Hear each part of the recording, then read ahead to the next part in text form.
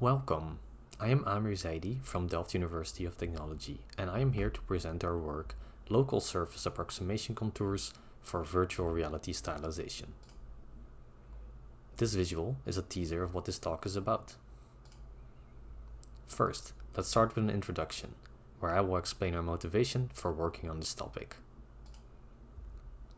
Educational illustrations, like the images on the right, are commonly used to present and explain concepts in books. Such illustrations are often stylized with bright colors with black line art. This style simplifies the illustration's content to be more easily understandable. Currently, applications in virtual reality do not use this style, even when it might be beneficial in educational contexts.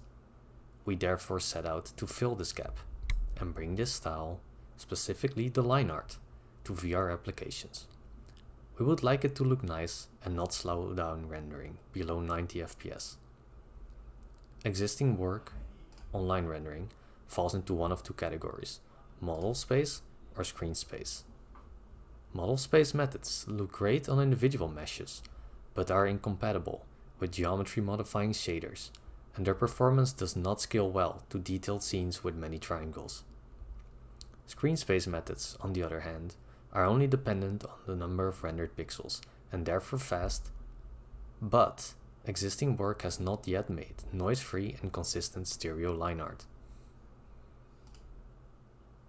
That brings us to our method, which is a screen space method with a focus on line art quality. We take advantage of the existing G buffers in deferred renderers. In these buffers, every pixel has an associated world space position and a world space normal. Positions and normals together provide a lot of geometric information. We combine them to locally parameterized surfaces from which we can derive the locations of feature lines on our geometry.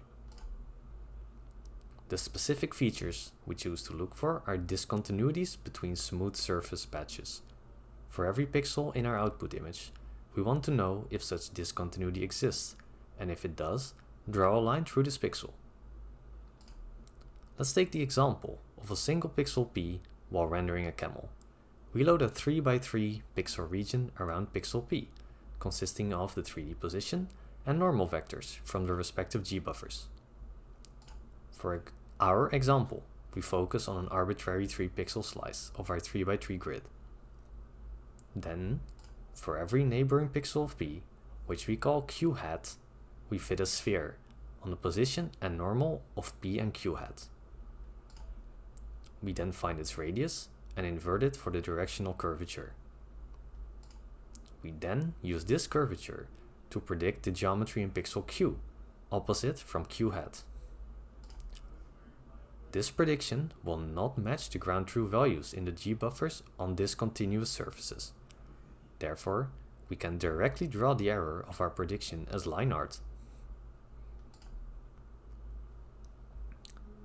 For this example of curvature estimates, this is what the directional prediction errors look like. To get from our input to output, we find the directional prediction errors, take the maximum of all directions, and blend that on top of our input image, which gives us our final look. Unfortunately, the method we described has some edge cases that we need to address with extensions. First, as we link curvature to normal vector differences, discontinuities between parallel planes are not detected because both quantities become zero. To solve this, we additionally search for sudden shifts along normal vectors. This search is then added to our directional prediction error. Second, we want stereo consistent feature lines in VR, but the base method has no guarantees for consistency between views. Occluding contours on smooth meshes are specifically problematic, as they can differ between views. We hide this by filling the space between and around contours with a black gradient. The spread of this shading is dependent on 1. The distance to the object, and 2. The distance between the contour in the left and right view. And last, we applied 3 steps of post-processing noise reduction. When a discontinuity is found, we run our method with pixels located beyond direct neighbors, and if that does not detect a discontinuity, we make the resulting line less opaque, as it indicates the existence of a single aliased pixel. We also apply directional non-local maxima suppression, preventing noisy, high-frequency geometry from generating large black patches. And finally, we reproject the left and right views to their opposite and remove noisy lines, which only exist in one of the 2 views. Now, let us take a look at some scenes in motion. First, we look at a simple example, with objects where triangles have constant normals. In this case, curvature is 0, and the result is a simple difference of normals, resulting in these sharp lines on folds. In a more general example, with smooth normals, our method nicely shows both contours and sharp edges. Features are temporally and spatially robust, highlighting important geometric details from the current viewpoint. We performed qualitative and quantitative evaluations for our methods. First, we compare the quality of our line art across resolutions to a Sobel filter and another line art method by Honks.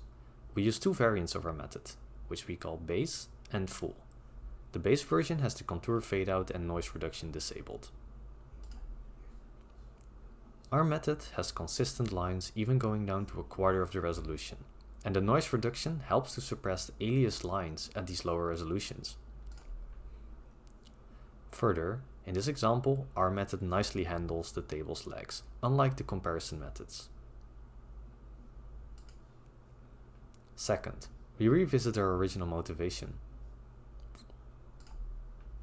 We compare memorization and recognition of meshes between methods, as improvements in those aspects is evidence for educational value.